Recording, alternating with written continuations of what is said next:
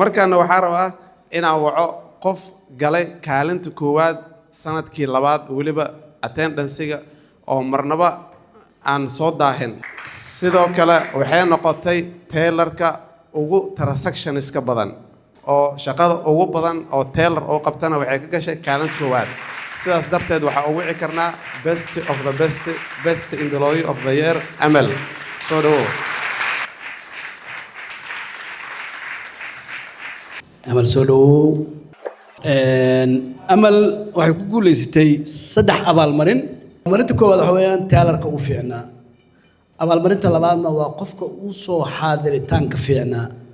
ta saddexaadna waxa waaye bangiga oo dhan inay ugu fiican tahay oo kaalinta koowaad bangiga oo dhan u gashay sababtuna ay tahay inay tahay qofka kaliya ee laba abaalmarin ku guuleystay thank you very much Amal we are proud of you ku faanayna aad iyo aad ayaan maqsuud uga nahay sida aad macaamiisha u adeegtid thank you very much